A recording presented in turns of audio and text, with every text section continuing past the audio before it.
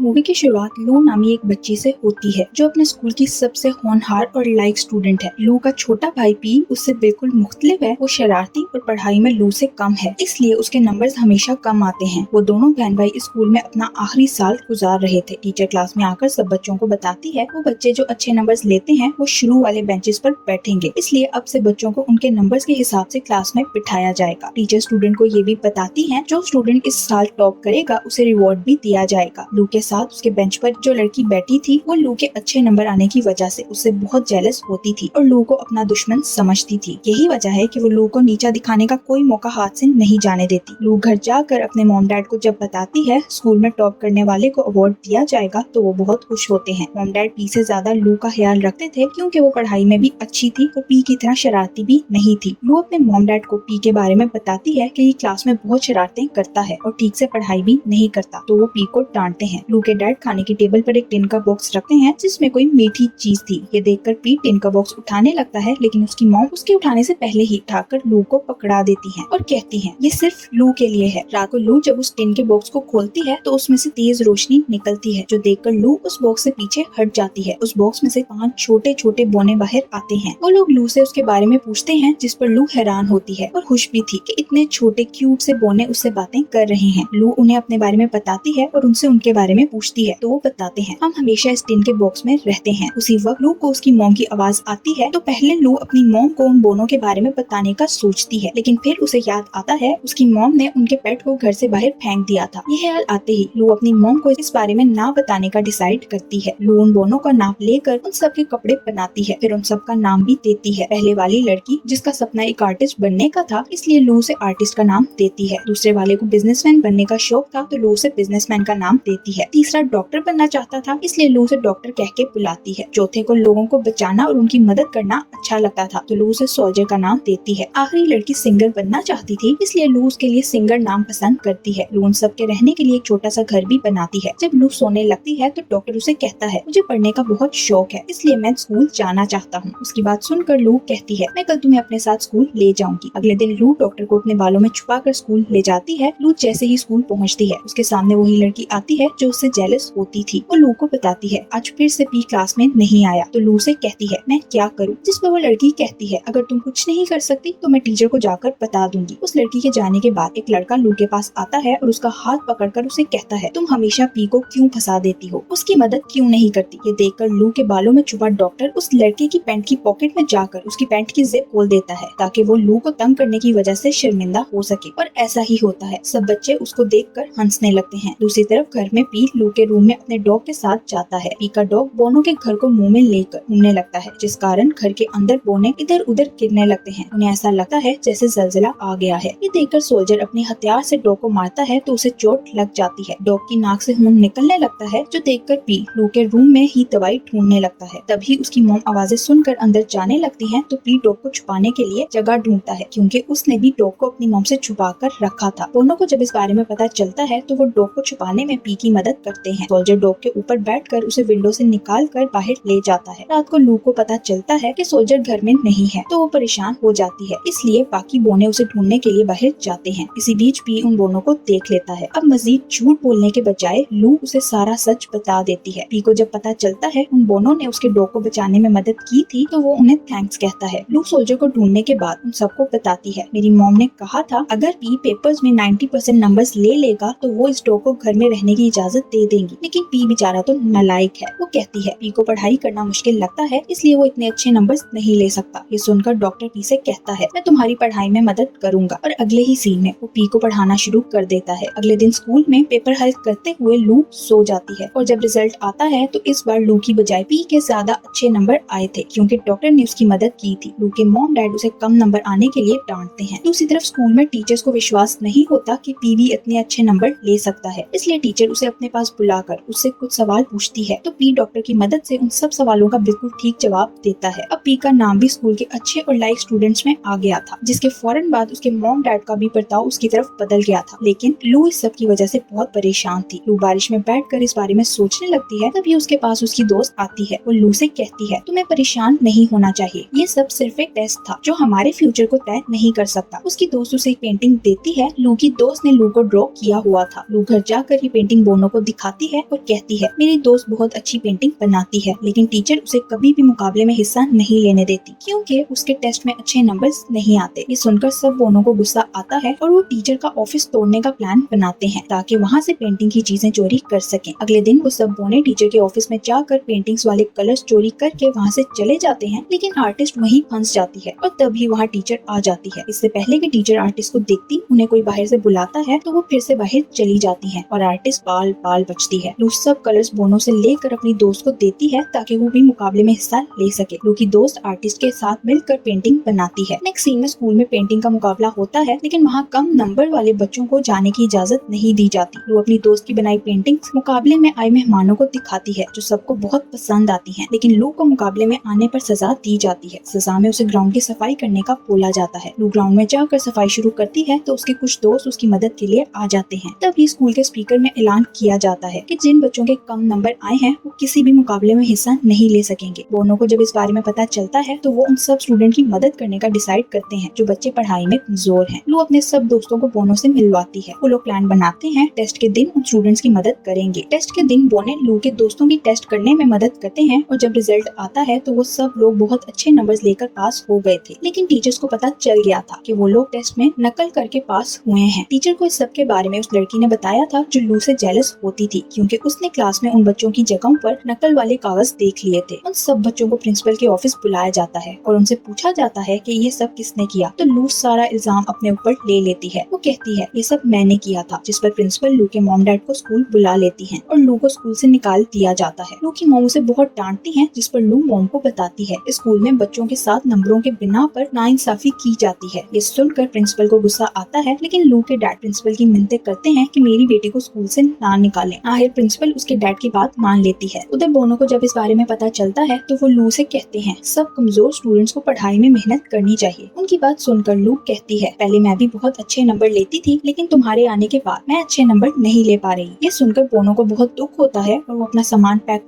कर वहाँ से चले जाते हैं। बोने एक दूसरी जगह जाते हैं जहाँ उनके पास पी आता है तो डॉक्टर पी से कहता है सब कमजोर स्टूडेंट्स को इकट्ठा करो क्योंकि हम उनकी मदद करना चाहते हैं। हम उन्हें बताना चाहते हैं कि कैसे पढ़ाई कर सकते हैं। तो पी सबको इकट्ठा करता है। बोने उन सब स्टूडेंट से कहते हैं तुम्हें इकट्ठा होकर मेहनत करनी होगी। एक दिन वो लड़की जो लू से जेलस होती थी इन दोनों को देख लेती है और उन्हें पकड़कर एक जार में बंद कर देती है ताकि वो पढ़ाई में लू की मदद ना कर सके। अगले दिन पी लू को उन दोनों के गायब होने के बारे में बताता है और उसे उन्हें ढूंढने का कहता है। लू पी से कहती है हमें उन्हें ढूंढने की बजाय अपने टेस्ट की तैयारी पे फोकस करना चाहिए, लेकिन वो लू की बात नहीं मानता। उधर वो लड़की बोनो को जार से निकालकर स्कूल के स्टोर में बंद कर देती है जहाँ एक चूहा उन पर हमला करता है। इधर क्लास में लू टेस्ट छोड़कर क्लास से बाहर जाने लगती है क्योंकि उसे अब बोनो की चिंता होने लगी थी। टीचर उसे कहती है अगर तुम टेस्ट छोड़कर क्लास से बाहर गई तो तुम्हें स्कूल से निकाल दिया जाएगा, लेकिन लू को इस वक्त तो सिर्फ बोनो की फिक्र थी। वो क्लास से बाहर जाकर उन्हें ढूंढने लगती है और इसी बीच उसे स्टोर रूम से जार टूटने की आवाज सुनाई देती है। ये सुनकर लू स्टोर में जाती है और उन सबको चूहों से बचा लेती है। लू उन सब से माफी मांगती है और उन्हें अपने साथ ले जाती है। लू के जाने के बाद स्टोर रूम में वही लड़की आती है, लेकिन उसे वहाँ कोई नजर नहीं आता। वो लड़की लाइट चलाती है तो उसमें से चिंगारियां निकलने लगती हैं, जिस कारण वहाँ आग लग जाती है और ये आग पूरे स्कूल में फैलने लगती है। आग लगने की वजह से सब बच्चे स्कूल में फंस गए थे, लेकिन टीचर्स सब बच्चों को स्कूल से बाहर निकालती हैं। कुछ टीचर्स आग बुझाने की कोशिश कर रहे थे। दूसरी तरफ लू भी स्कूल में फंस गई थी, लेकिन वो उस लड़की को भी बचाती है जो चोट लगने की वजह से रो रही थी। सब स्टूडेंट्स स्कूल की छत पर जमा हो जाते हैं जहाँ बोने हेलीकॉप्टर लेकर आते हैं। वो लोग हेलीकॉप्टर पी की मदद से लेकर आए थे। वो लोग एक रस्सी फेंक कर सब बच्चों को उसकी मदद से आगे जाने का कहते हैं तो सब बच्चे रस्सी की मदद से स्कूल से बाहर निकल जाते हैं। जब लू रस्सी से लटक कर जाने लगती है तो रस्सी पर आग लग जाती है और रस्सी जलने लगती है। ये देखकर सोल्जर रस्सी पर कूदकर लू की जान बचाता है। अब सब लोगों को उन दोनों के बारे में पता चल गया था क्योंकि उनकी वजह से ही सबकी जान बची थी। फिर सोल्जर को हॉस्पिटल ले जाया जाता है और उसे खून की जरूरत थी। सोल्जर का खून टीचर के खून से मैच होता है, इसलिए टीचर सोल्जर को खून देकर उसकी जान बचा लेती हैं क्योंकि उसकी वजह से ही आज स्कूल के सब स्टूडेंट्स बच सके थे। इस वाकये के बाद लू के मॉम डैड को एहसास हो गया था कि सिर्फ पढ़ाई करना और अच्छे नंबर लेना ही सब कुछ नहीं होता, बल्कि जिंदगी में और भी बहुत कुछ होता है, जैसे दूसरों की मदद करना, उनकी चिंता करना। मॉम डैड ने अब लू और पी को भी अच्छे नंबर ना लेने पर कुछ ना कहने का डिसाइड किया था। उधर सोल्जर भी अब बिल्कुल ठीक हो जाता है। आखिरी सीन में दिखाया जाता है लू को स्कूल के सबसे अच्छी स्टूडेंट का अवार्ड दिया जाता है। लू अवार्ड लेने के लिए स्टेज पर खड़ी होकर सबसे कहती है हमें मेहनत करनी चाहिए और अच्छे नंबर लेकर पास होना चाहिए, जिस पर सब लोग उसके लिए तालियां बजाते हैं। आखिर में बोने लू को गुड बाय कहते हैं और हेलीकॉप्टर में बैठकर अपनी दुनिया में वापस चले जाते हैं, लेकिन कोई नहीं जानता था कि वो कहाँ से आए थे। जाने से पहले आर्टिस्ट अपनी एक ड्राइंग लू को देकर जाती है, जिसमें उसने लू को पेंट किया था और इस पेंटिंग में लू के साथ आर्टिस्ट ने सब दोनों को भी पेंट किया था। इसी के साथ हमारी ये मूवी यही एंड हो जाती है। Thank you for watching.